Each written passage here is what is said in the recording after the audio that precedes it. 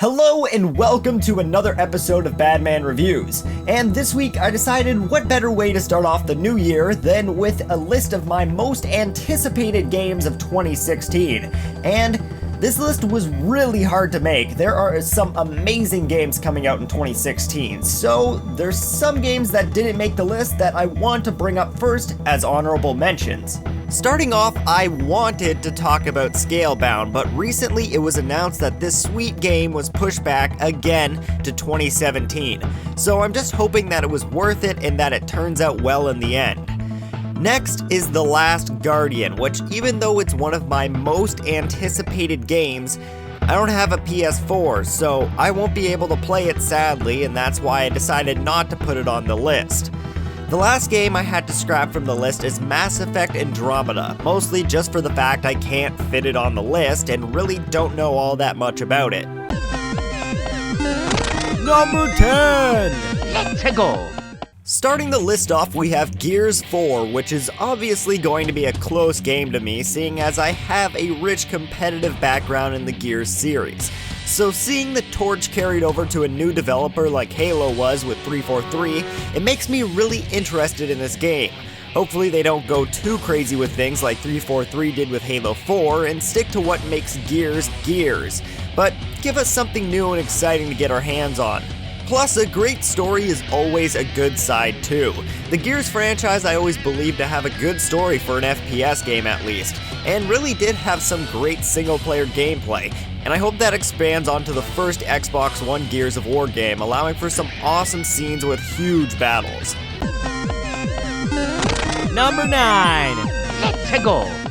Mario & Luigi Paper Jam is a game most of the world has already been able to play, but us in North America have to wait until 2016 to be able to play it. But that is also why it's lower on this list, since it will be coming out super soon and we already know a lot about it. So yeah, I'm excited about it since it's another Mario & Luigi game, but overall the hype has slowly died down as we get closer and closer to the release of the game. Number 8. Let's go! Halo Wars was a game I didn't get into until long after it died, and to be truthful, I really wish I got into it way sooner, after learning how much fun controlling groups of UNSC or Covenant troops was in an RTS fashion. It was a new playstyle brought to the Halo franchise that I really enjoyed, even though I know some people didn't really find it fitting. And to be truthful, Halo Wars is probably the only RTS game that I know on a console that didn't play or control like garbage, which was an outstanding feat at the time of its release. But one thing has me worried about Halo Wars 2, and that is that Ensemble Studios, the one that made the original Halo Wars, are not making this one. You may also know them as the people who made Age of Empires and Age of Mythology. Instead, this time we have Creative Assembly working on Halo Wars 2, who were also behind the Total War series. So they have some good work behind them, but I'm still a bit iffy. Number 7. Let's go! Star Fox, how it's been too long since our last encounter. Well, good encounter. And I'm excited for this one, especially after I was able to get my hands on it at a convention not too long ago and play some games of it, having me fly through Corneria, which was a nostalgic flashback to the great fun I had in Star Fox 64. Plus the new control scheme, which at first was hard to get used to, but after I was used to it, was so worth it. Being able to fly in one direction while looking and shooting in another just feels really nice. The game also just looks beautiful, and I really hope we can get another look at Solar, one of my favorite planets from Star Fox 64, with these amazing graphics. On top of all of that, the new transformations your ship can make are really sweet and give some new fresh game style to the Star Fox world. It's a game that I was worried about for a long time until I was actually able to get my hands on it for a while. Number 6. Let's go! Garden Warfare 2 is a game I am actually really excited for. When the first game was announced, I got really excited for it, and when it came out, I was even more happy with the final product, with only one real complaint coming from the fact that on the 360 version, there was no way to start a party with friends, which really sucks. So if you wanted to play with a friend, you needed to get into a game with no one in it, then invite them and hope they made it in. But with that under their belt, I hope they can use everything they learned from the first game to make this this game an even better, more balanced experience. And I just really have to hope they don't make it super transaction based like they did with Plants vs. Zombies 2. From what I can see though, with the beautiful graphics, new classes, and awesome abilities, it should be a fun new shooter that pokes fun at games like Call of Duty. Number 5. Let's go. Sea of Thieves was mentioned a while back at E3 alongside Rare Replay as the new IP that Rare is working on, making it the first game that they have made in a while that wasn't some dumb Kinect game. And thank the Lord this one actually looks interesting, though when I try to explain it to people it always sounds dumb. Sea of Thieves is essentially an open-world pirate game that allows you and your friends to get together on a ship, explore the seas, find treasure, attack other players' ships, and through some small hints, maybe even fight monsters like the Kraken. It's the kind of game that I'm really excited for and reminds me of good times I had with Sid Meier's Pirates back in the old PC days of my life. Plus, pirates are awesome, so you can't argue with that. Number 4. Let's go. No Man's Sky is a game I have been talking about for a long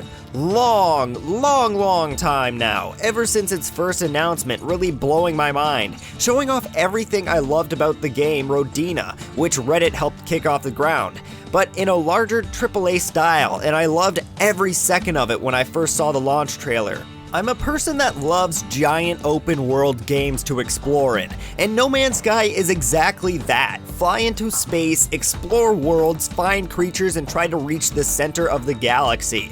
It's something really simple that plenty of people will find really dumb, but something I could spend hours of my life on and probably will. The one thing that sucks is that as of right now, the game is scheduled for a PS4 and PC only release, meaning that I will be stuck having to play it on my crappy PC until an Xbox release hopefully happens. Hopefully, I'll be able to explore No Man's Sky on my Xbox One with my friends at some point in the future, but for now I'm excited to play it on my PC, get into some space battles, fly ships to tons of planets, and find new wildlife. And not have to worry about any crappy Steam Greenlight crap like Elite Dangerous. Number 3. Let's go. Ukulele is a game I had to kickstart as soon as it was announced, and was super excited to put my money into it. I'm still eagerly awaiting the enhanced demo that was pushed back to sometime soonish instead of its intended December release, and I can't wait to play it finally. As a huge Rare fan from back in the day, putting way more hours into Donkey Kong 64 than I would like to admit, I can't wait for another 3D platforming adventure that I can really get behind. And with all the old members of the Rare team back together to make it, I'm really hoping for the best. And from what I've seen, it gets me excited for platformers to make a comeback, especially with other games like Hat in Time and hopefully Psychonauts 2. But the closest game to being released as of now is Yooka-laylee, and that's what's getting me insanely hyped. Number 2. Let's go. The Division is a game that I want to talk about so bad since I was able to play a bit of the alpha, but sadly I'm still under NDA for it, so I can't really talk about much besides what has already been shown in gameplay trailers and such. But as a fan of the recent MMO FPS RPG games that have been slowly rising, I can say I love them all. We have already had FPS RPGs for a long time now, including games like Borderlands and such, but only recently have these games added an MMO tag to it, with games like Destiny and Warframe, and I for one love them all. The Division being another game like this gets me excited, especially with the idea and setting having you fix up a broken down and destroy New York City after a virus outbreak. Paving the streets with looters and giving you specific PvP areas to actually fight other players for loot and decide to leave with them or betray them and enter your own team for extra loot is an amazing idea. It's a beautiful game that I can't wait to get my hands on again during the beta. It's me, number 1. Let's go. And finally, the game we have all been waiting for, Zelda U, which is coming out this year and yet has no actual name yet, but hopefully that will change come this E3. The most important part though is that it's a huge open world adventure game that allows you to explore dungeons how you want, and there is a lot to hope for, and I really feel like I may be putting too much hopes into this, but really, From what we've heard and seen, I really can't wait to explore what they've shown so far in the small teasers we've gotten. I hope there are tons of main quests and side quests and caves and dungeons to explore, filled with enemies and treasures.